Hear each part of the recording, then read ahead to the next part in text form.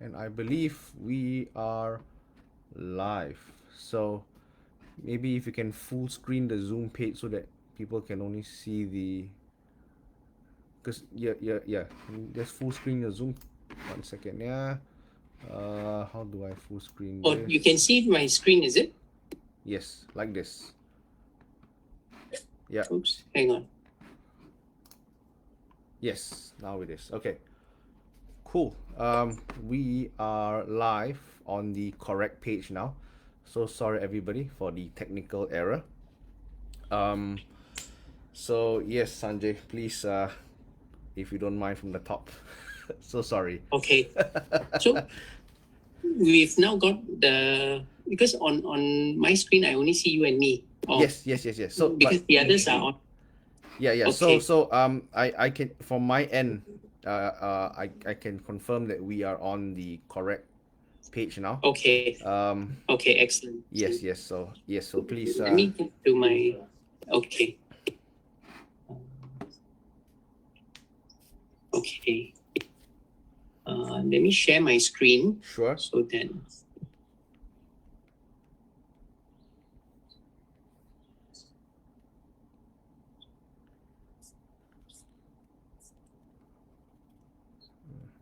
Okay.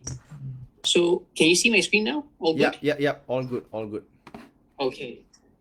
All right. So welcome everybody. I'm going to start talking about testosterone today. The good, the bad, and the ugly. The cowboy on the right hand side, that's from the old Western movie, if any of you guys remember. Well, it's an idolized version of it, but essentially that's what testosterone brings to mind, an image of a muscular, well-built guy. But you've got the dainty lady in the background as well, and that's to highlight that it's not all about the guys. Ladies have testosterone too. It's a hormone that's found in both men and women, just that the women have a lot less of it than the men do. And for both men and women, some of the functions are identical. Some of the functions are not quite so identical, right? Estrogen is typically called the female hormone. Testosterone, on the other hand, the male hormone. And while this is it's not entirely accurate, as both hormones are present in everybody's bodies. Just that the men have much higher levels of testosterone, the women have much higher levels of estrogen, right? Here we see a rough guide on what normal levels are for females. It's all the way at the bottom, 0.2 to 2.7 nanomoles. For males, is a lot more at 10 to 35 nanomoles. Now, in each of the ranges, you realize it's a very wide range, all right? It's a big range, and the whole thing, while we call it a normal range, does not fit everybody, right? If you're a very athletic individual, you're working out regularly all the time, and you're at the bottom end of the range, you'll find that you're not getting the results that you want, all right?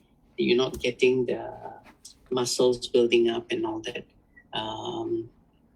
Because this range includes all the so-called normal men, all right? That includes the couch potatoes who don't exercise at all. It includes the weekend warriors who exercise maybe once a week, and the exercise could be just walking for an hour, and that's about it. And it also includes the physically active guys who are exercising 3-4 times a week. All of them are in that big range, and hence, while we refer to it as the normal range, to be really, really healthy, you want to be at the top quartile of that range, all right? The top 1/4 of the range, not necessarily anything within that range can be considered normal for everyone, all right? Now, this is a very busy slide. I just want to highlight a few important things that a lot of the hormones that we are talking about today, estrogen, testosterone, even the progesterone and all that, these are all steroid hormones. And when we talk about steroid hormones, it's based on this basic carbon skeleton that you see in all these pictures. And this carbon skeleton comes actually from the cholesterol molecule itself. All right. So when we talk about a good healthy diet, you need a certain amount of cholesterol in there as well, but not too much, right? And if you're taking a good healthy protein intake, a lot of times there's enough cholesterol in there.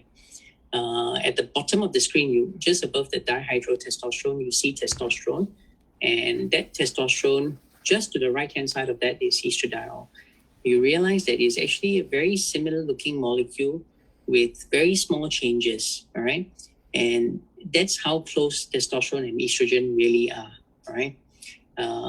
The testosterone gets converted to estradiol by the enzyme aromatase, and this aromatase typically is found in your fat cells, especially the abdominal fats, all right? So the beer belly really does not go down well with testosterone. You get a lot more estrogen being produced in that case. For another common hormone that causes problems for men is the one right at the bottom, the dihydrotestosterone. Any guesses as to what dihydrotestosterone does? You can just type in your answers if you've got any experience with this. Okay. It's, sorry, Sean, any responses? Not yet. Waiting. Okay. Waiting. I'll let you know if No someone worries. says anything. Okay. Yeah. No worries.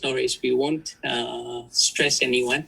But this is the enzyme, this is the hormone, the dihydrotestosterone is the hormone that causes the male pattern balding, right? And one of the medications that we use for male pattern balding is a 5-alpha reductase inhibitor.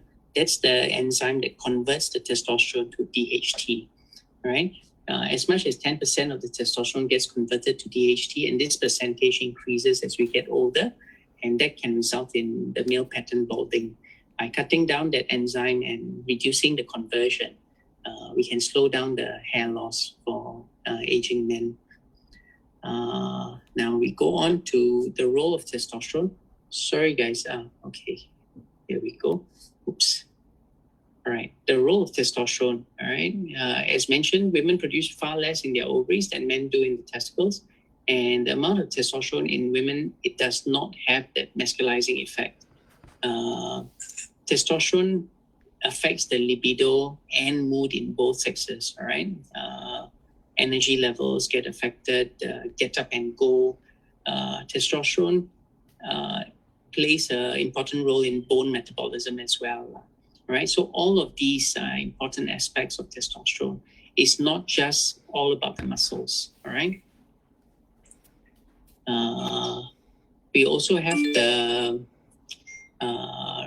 testosterone affecting the energy levels, as I mentioned, and this can cause, especially the postprandial, post-lunch fatigue, the need to, I need to rest for a while kind of feeling.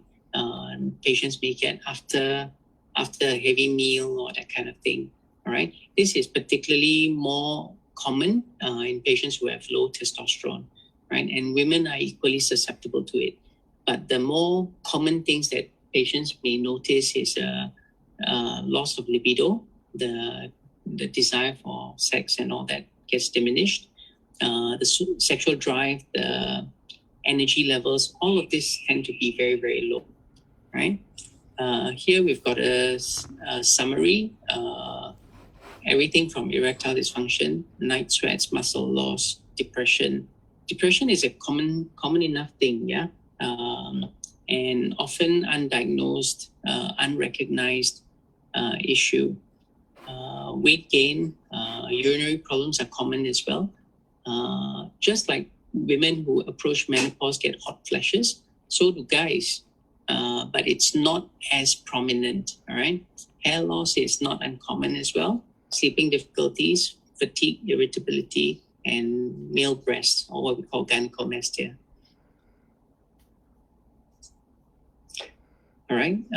So a slow drop in testosterone levels is a normal part of the aging, what we normally call either male menopause or andropause. That's the more common term, right? And this happens because the testosterone-producing Leydig cells in the testes become less responsive to luteinizing hormone. This is the background as to why this happens, right? The peak levels are generally anywhere from the 20s to the 40s. And from 40 onwards, typically it drops by about 1% a year. So by 70, you've got 30% less testosterone than when you were at 40, right? And that is significant.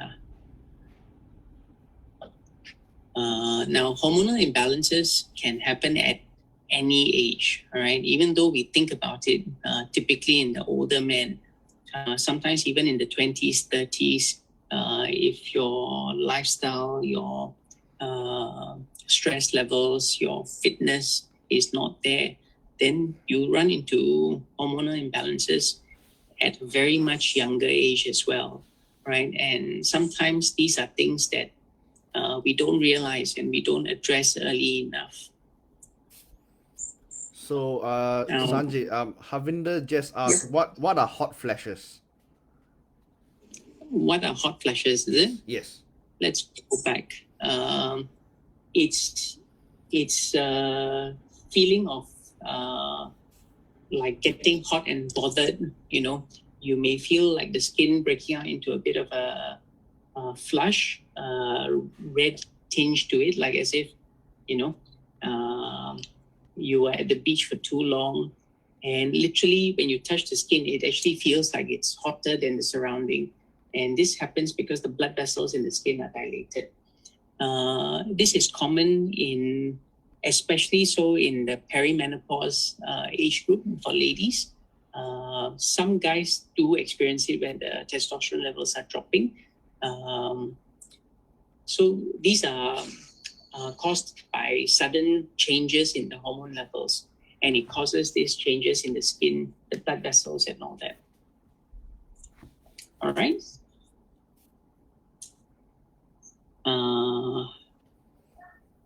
Now, we'll skip this for now. There's a scoring system that allows us to assess the aging male's symptoms. And using this, we can assess whether or not there is subjective impact on the system that would qualify for testosterone deficiency, right?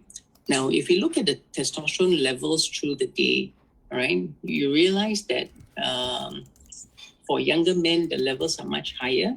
For older men, it typically tends to be lower, but through the day, there is a big fluctuation in the amount of hormones that your body produces, right? And that's why, in general, to be consistent and be able to monitor more effectively, ideally, you want to measure the testosterone levels at about the same time every time you do the blood test, right? If you do sometimes in the morning, sometimes in the evenings, but is less than ideal, all right?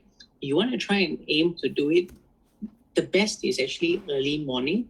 Doesn't actually need to be fasting, but early morning. And you want to come in well-rested, well-relaxed, not after, a big workout session at the gym or anything like that. Not after getting into a huff and puff on the roads, driving down to the clinic. You want to be well-relaxed, and then the blood test results will be more consistent and more accurately reproducible. So if we want to compare, say, after testosterone replacement, the next time around we want to reassess, is it okay? Is the levels improving? Then it will be more comparable if we do the test at about the same time, right? And the things that affect testosterone levels, well, almost everything, sleep quality, stress, smoking. Unfortunately, the alcohol affects it too. diet, what you're eating, what you're not eating, illnesses and all that, all of this will impact the testosterone levels throughout the year, right? And this is another chart to explain just how much it changes. On an annual basis, depending on the time of the year, the levels can go up and down quite a bit. Even on a daily basis, depending on the time of the day, it can fluctuate. And in fact, it can even fluctuate minute to minute, right? Depending on your stress levels and all that, it can go up and down a little bit. Towards the bottom, you will see that in the early part of the infancy, in the neonates, the testosterone levels can actually be slightly elevated. But once they become toddlers, all the way to the time that they go into puberty, the testosterone levels tend to be very much reduced. And those are the years when, the young boys and young girls, depending on how you dress them up, how you comb the hair, they look almost the same, And if you wanted to pull a fast one on your spouse, you could do a bit of makeup, change the clothing, and they wouldn't know the difference, right? But from the pubertal years onwards, the testosterone levels start going up, and that's when the secondary sexual characteristics come about, all right? The hair growth and all of that comes about with the increase in the testosterone levels. The levels will tend to peak at about 25, 30, and it stays elevated to about 40 before it starts dropping gradually, right? And it's a steady decline now. But having said that, as I mentioned earlier, all the factors like your sleep pattern, your stress levels, your whether you're sick, all of this will affect the testosterone levels as well. And for a lot of Asians, a lot of the couch potatoes and all that, the testosterone levels suffer tremendously, right? And they always tend to be very, very low, very much reduced, right? Another thing that we need to highlight is the bioavailability of testosterone, right? Not all of the testosterone that we have in our bodies actually is doing stuff, all right? The majority of the testosterone, 98% of all the testosterone in our bodies is either bound to SHBG, which stands for sex hormone binding globulin, or to albumin, all right? About 60% or so is bound to SHBG, and another 40%, 38% bound to albumin. And that just leaves 2%, all right? 1 to 2% of the testosterone that is free or unbound.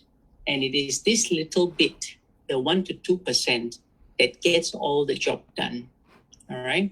And when the testosterone is bound to SHBG, it becomes inactive. It cannot exert its effect on the body.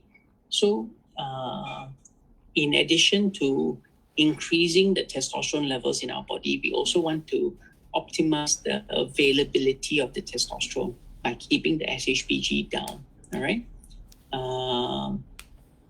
And there are certain things that we can do that can help contain the SHBG levels. The big bummer is that as we get older and the testosterone levels are going down, you realize that the SHBG levels are going up, right? So it's not just that the testosterone levels are dropping, but the SHBG going up means most of the testosterone that is available ends up getting bound to SHBG, and the actual free testosterone that's available for your body to use is much lower than the total testosterone that you would measure in the blood system, all right? And as a result, you end up with a lot more pronounced deficiency symptoms than what might be suggested by the blood test results alone, right? So when we talk about what is a healthy level of testosterone, well, it's a very difficult question now, right? The normal levels, as we mentioned, it's a very wide range, very, very wide range. And these figures actually refer to total testosterone. It includes the inactive testosterone that is bound to SHBG, as well as the free testosterone, right? Therefore, it is possible to have normal total testosterone, but still have symptoms of low testosterone due to the high levels of SHBG and the low levels of actual free testosterone. So there are many other things that sometimes when you go for a blood test are included in your report. Things like the SHBG levels can be there. And with the SHBG and total testosterone, you can actually calculate this thing called the free androgen index, or FAI, right? And that gives you a percentage of the total to SHBG, total testosterone to SHBG. And all of these may help us understand better what the real situation in the body is, and whether you are truly deficient, whether you need replacement, or is it something else altogether, right? And so, okay, maybe I stop sharing the slides and we can go to the video. All right. So as per the title of the talk, the good, the bad, the ugly, we understand that testosterone does a lot of good things for the body. All right. It helps with muscle development. It helps with the mood, the energy, the drive, and all that. All right. That's very important. But that's not all. All right. Too much of a good thing is also harmful. Right. And we talk about especially in the bodybuilding world, sometimes we do see people abusing testosterone. They want to get the best results in the shortest time possible. They want to bulk up as quickly as possible. And that's where sometimes you see abuses of testosterone that is available, sometimes in the black market and all that. And these things, too much testosterone can have a negative impact on the mood. It can make you very irritable, very short-tempered, prone to violence and all that.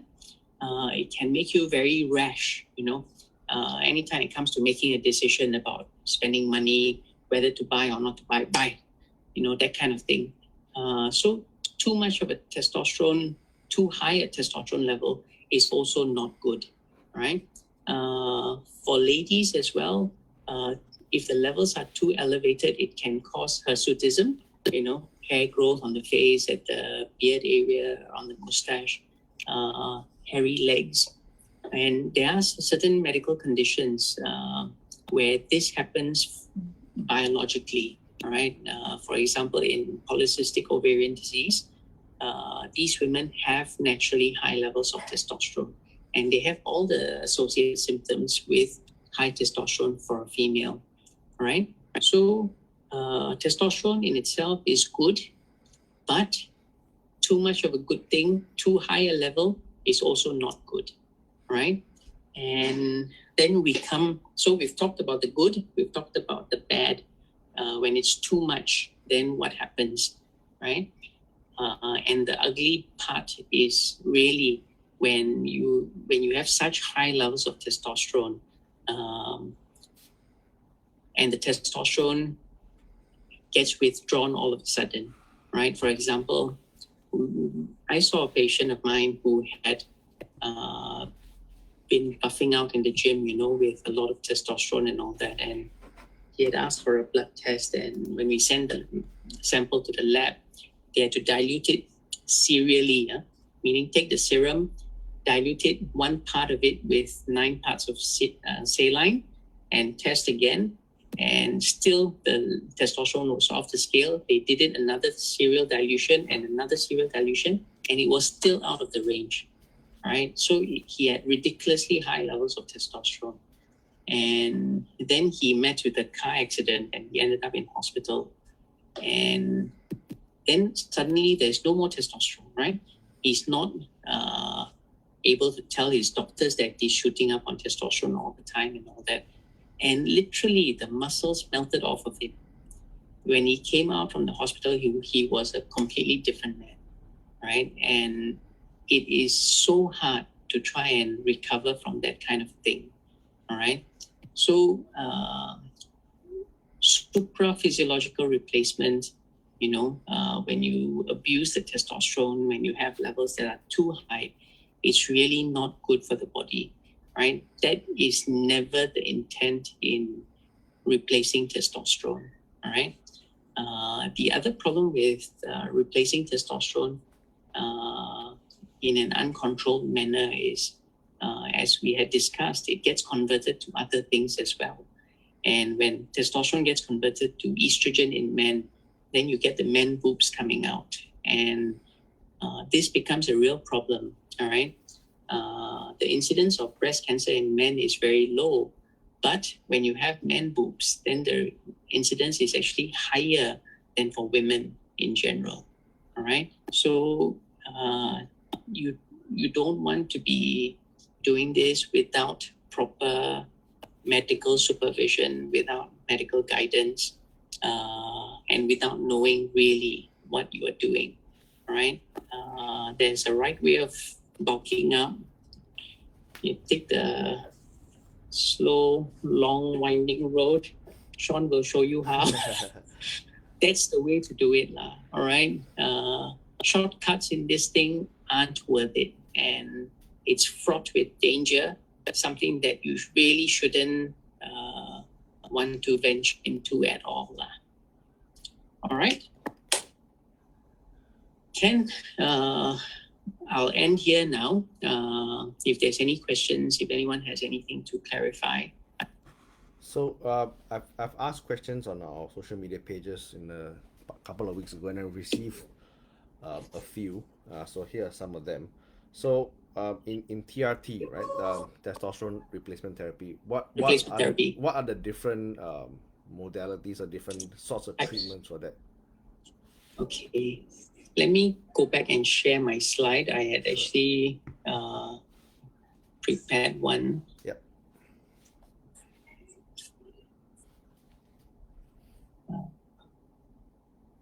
There we go. Can you see this? Can you see my page? Yes, it's yes. Okay. Yeah. So when we talk about testosterone replacement, the most common types of testosterone replacement are the injections. All right. There are oral preparations. The testosterone undecanoate comes as an oral tablet, but you need anywhere from 2 to 4 tablets, capsules a day. And the problem with testosterone undecanoate is a very lipophilic, it's a very fat-soluble molecule, and the absorption requires that your gut is actively trying to absorb fats. So you need to take it with a fatty meal. And even then, the after absorption, as it passes through the liver, a whole lot of it gets removed from the system. So the variability in the amount that gets absorbed, the variability in what you finally end up with, makes it an untenable option for most patients, right? There's also oral preparation that you put just under the tongue or at the side of the gums.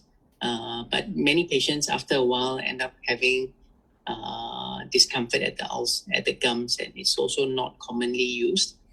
Among the injections, the common ones are the enanthate, the cypionate, and undecanoate.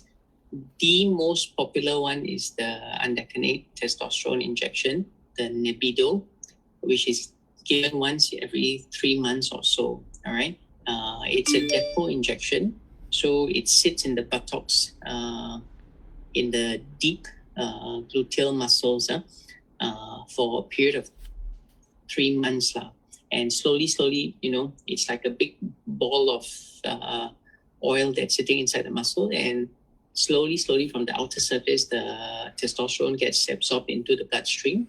And that will provide replacement for about 3 months. All right. The range is from 2.5 to 3.5 months, but that is the most common, right? All the others, the sapionate, the enanthate, these have been around much longer, but they only last anything from 1 to 3 weeks, and you need to keep taking injections every 2 weeks on the average, right? Which is very tiresome.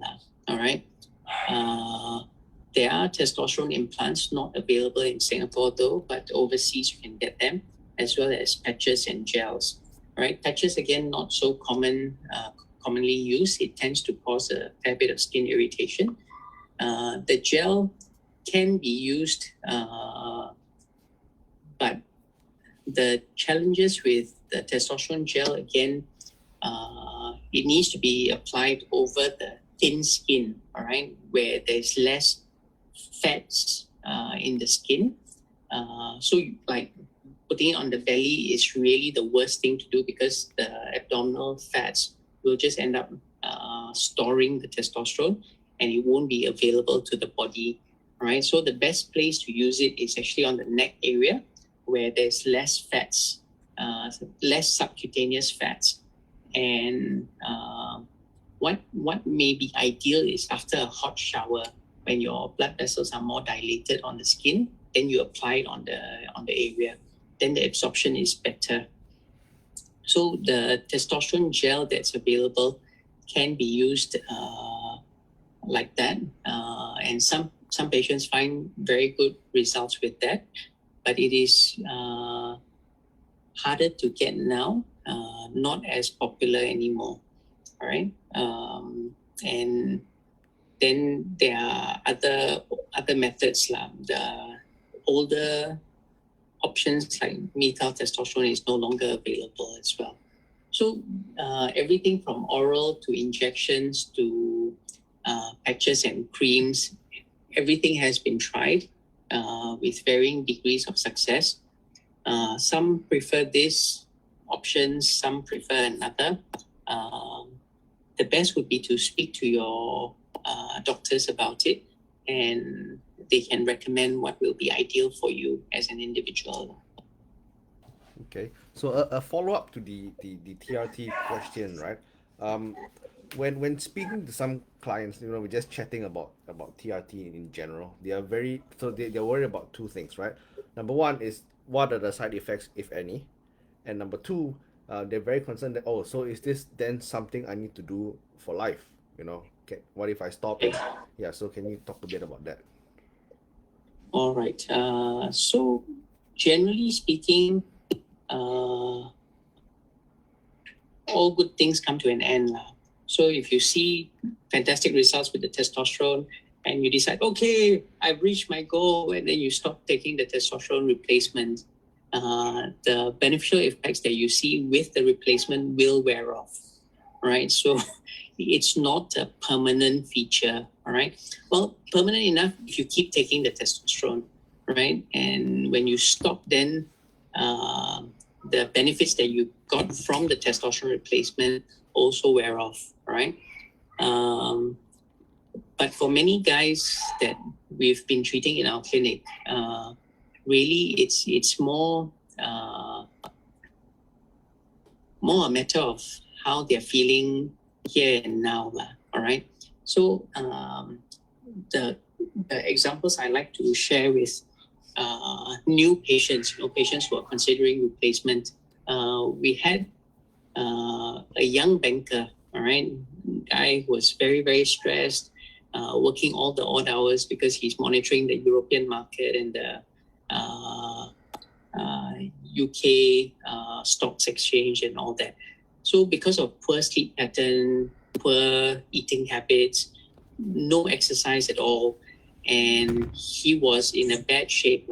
He had just come down with He had just been diagnosed with diabetes and cholesterol and the whole works lah. And he decided enough is enough. He quit his job, took up a more relaxing job at another bank, and was doing other things. All right, and as a result, he thought he'd have time to exercise, and that's when he came to see us and did a blood test for the hormones. Found that the testosterone levels were very, very low. So we started on replacement, and with the replacement, he felt more energetic. He could exercise. He started bulking up. He built up some muscles, and then he kept doing the exercises on his own. Right? We saw him for 1 year. We gave him 3 or maybe 4 rounds of the testosterone injections every 3 months, and at the end of it, he was good on his own. He didn't need to come back. All right. Why? Because he had changed his lifestyle around. He needed a bit of help in the beginning to get going, right? To get things off the ground, to get started in the right direction.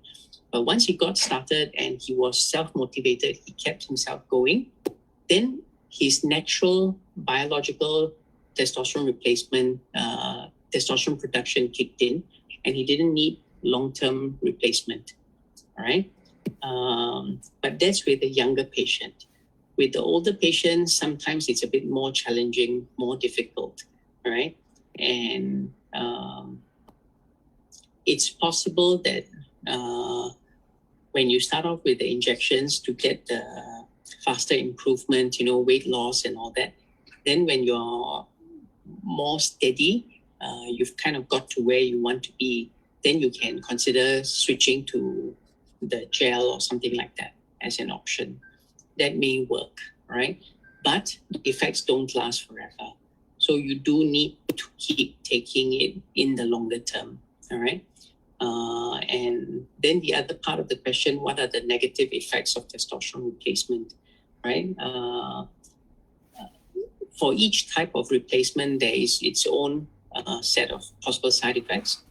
The buccal one, like you put it under the tongue or near the gums, you get some irritation there. The oral one, because the absorption requires that you take it with a good fatty meal, many patients find that they're just eating unhealthy food all the time to try and improve the absorption of the testosterone. So that's also not ideal. The cream, many patients find that if they keep using on the same area again and again on a daily basis, they get some skin irritation at the area. Same with the patches, all right?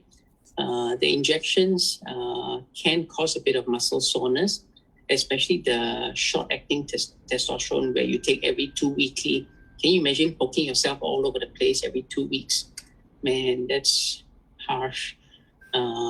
If we are using the once in 3 months kind of testosterone, not so bad, but still, the injection site can be a bit sore. So like I mentioned, it's a depot injection. So you've got 4 mils. 4 mils is a fair amount of the testosterone that's sitting inside the buttocks. And even a month later, when you feel that area, you can actually still feel the fat bubble sitting inside there, right? We normally put it such that it doesn't get pressed on when you sit down, when you lean back and all that. But sometimes if it's not deep enough, if the oil leaks out, it can cause a fair bit of skin irritation as well, right? So these are all the things we normally tell the patient. If you do go for a massage or anything, you want to avoid massaging that area. You don't want to disturb that oil globule that's sitting inside the fats and inside the muscles. All right. Okay. I hope that answers the question.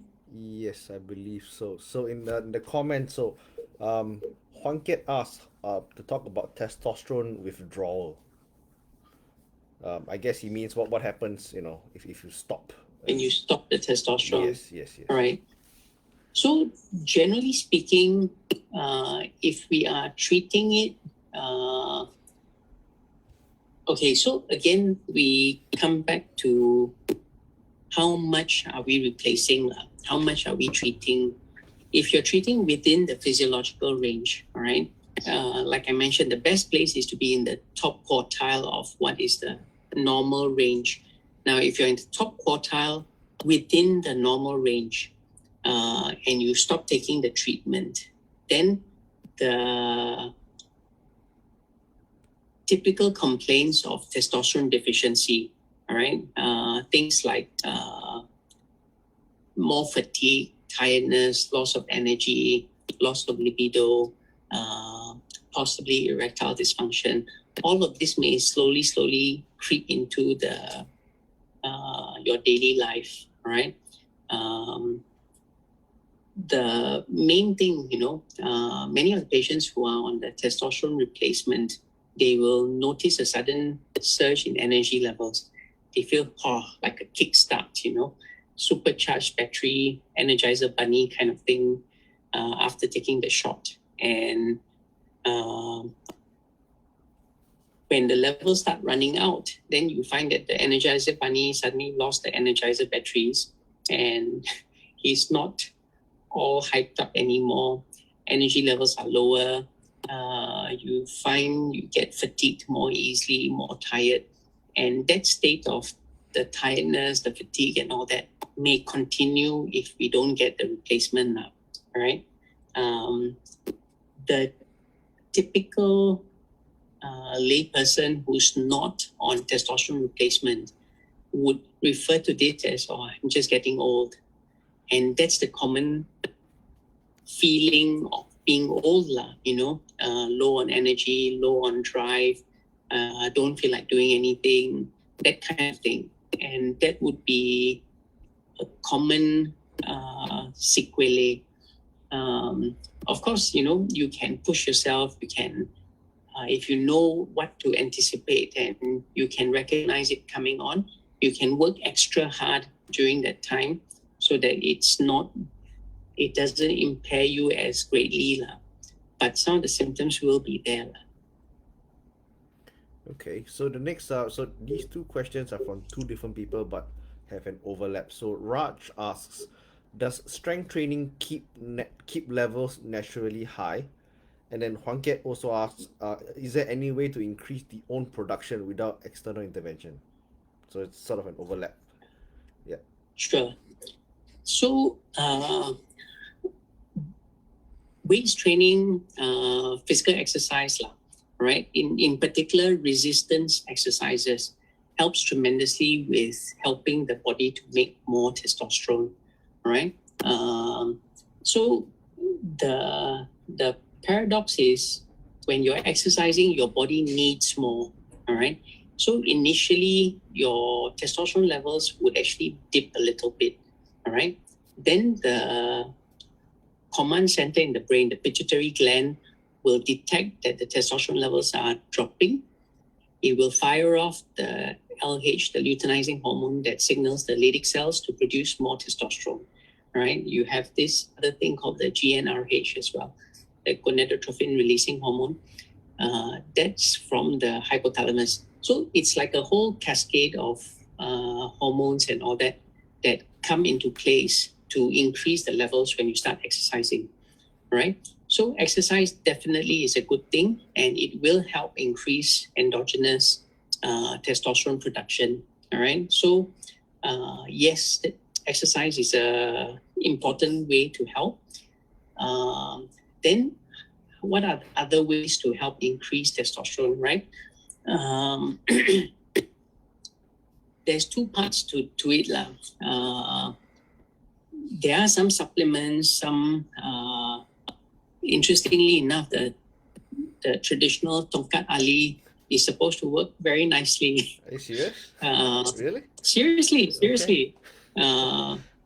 And the challenge would be knowing what is the real Tongkat Ali, because they could package anything and sell it off, and you may not even realize what it is that you're consuming. So some of these herbs do help. The other aspect of it actually is to try and work on reducing the SHBG, all right? The sex hormone binding globulin, as I mentioned in the slides, it tends to go up as we get older. And if we can keep the SHBG levels under control, that can help tremendously as well, freeing up increasing the amount of free testosterone to get the job done. All right. So for both of these, the simple supplements that you can look at, the basic things like, having a nice high level of vitamin D is very important. Increasing your omega-3 intake. All right. Omega-3, mind you, it's not omega-3 fish oil 1000 milligram. It's the EPA and DHA component in your fish oils. That's your omega-3. So the EPA and DHA needs to be at least 1000 milligrams.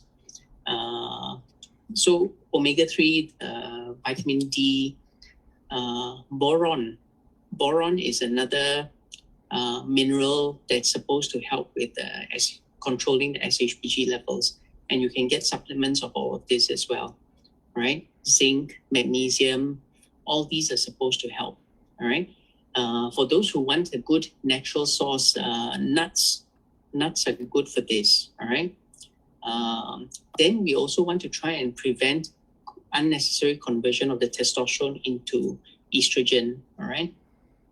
The cruciferous vegetables helps very nicely with this, right? For those who are not aware, the cruciferous vegetables are the ones that end up looking like a ball, right? Your cauliflower, cabbage, broccoli, kale, Brussels sprouts. All of these are cruciferous vegetables, and they contain this. They are high in, and it's a molecule called DIM, diiodal methionine or something like that. But you can get DIM as a supplement as well, right? DIM, and that can help. So these are some of the simple things that you can do, not just to increase testosterone, but to increase the free testosterone, all right? By controlling your SHBG levels and all that, and preventing unnecessary conversion to estrogen, to DHT and all that, all right? So these are ways to boost up the well-being and the energy levels and all that. Okay, so next question is by Patrick. He's asked, what is the best way to go about testing testosterone levels? Can I just go to my regular GP, or should I approach a specialist directly? So the thing about it is, if you plan to do something about the results, then you want to approach someone who knows what the results mean, right? Because like just doing a blood test for the testosterone is one thing, but interpreting it and advising you on how to address the problems that might be there is very important as well. And as I mentioned, it's not just the testosterone levels. You may want to check on the SHBG levels, the estrogen levels, make sure that you're not already over converting to estrogen. All of this needs to be addressed, all right? There are a few other parameters, like especially before starting any kind of treatment, you want to know that your thyroid function is normal, your sugars are okay, your cholesterol. So a more complete blood picture is important before starting any kind of treatment in this area, right? So just doing a blood test for the sake of doing a blood test, yes, any GP can do for you. But if you're thinking about doing something about it, maybe considering replacement and all that, then you want to see someone who knows what the results mean and what to do about the results, right? So that's very important as well. Okay, so let's say if you go to like a regular GP, what would one tell them? Just simply say, I would want to measure my testosterone levels. Yeah, so that's the thing. I mean, if you've done your general health examination and all the cholesterol and thyroid and sugar levels and calcium, all this is already done, then you still need your testosterone and SHBG, estrogen levels, right? These are the other things that typically is not included in your routine health screenings, all right? So you can bring these down to see me and we can discuss about what to do. Or I mean, you can bring it to your GP lah. But the thing about in this area, typically is urologists who address testosterone deficiency and all that. There are a few GPs who are doing the testosterone replacements and all that. But make sure you find the right doctor, someone who can go through the interpretation of the results, what it means, how to address it adequately, appropriately for you. All right, that's important as well. Okay, next question is by Harvinder. He asks, if one does not have any symptoms, is it still worthwhile to get it checked? If one is within range but on the lower side, let's say 300 instead of 1000, will it then benefit to take supplemental testosterone? Okay, so these are all the things, there is no standard answer to it, all right? Because as I mentioned, the testosterone replacement is only for this period of time. And then what, all right? So we need to understand, what are we after? What are we trying to do? If you want to replace just so that you get good, healthy results, I'm in the top quartile, all right, and then you stop the treatment, then there is no long-term benefit to it, all right?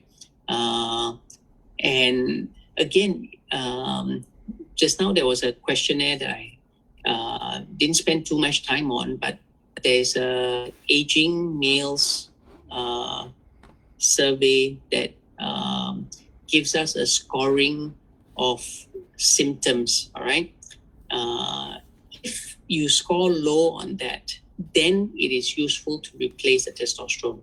But if you're scoring very well, you don't feel the tiredness and the fatigue, libido is all right, energy levels are okay, mood is stable, then really there is no necessity to treat a number, right? As I mentioned, the normal range is very, very wide. Why is it like that? Because everyone is different. Everyone's needs are different, right? The guy who's sitting on the couch the whole day through watching TV all the time, does he need more testosterone? No. Even if we shoot him up with the testosterone, it's not going to do anything for him, right? So the decision to treat or not to treat is not just the numbers we are treating. We need to treat the person and what the symptoms are, what the complaints are, whether the testosterone injection will address that complaint or not. Then it's worthwhile, right? So it's not enough to just look at the number, oh, this is low, let's do something about this. It's not like that, especially if you're within the normal range, all right? Okay, so say for example, if someone takes the test and they are in the normal range, but they are showing the symptoms of having low testosterone, then it'd be worth treating, and would the doctor still treat, or would the doctor be open to treating since it's in the normal range? So you need to be at the lower end. Okay, so strictly speaking, in Singapore, it's a bit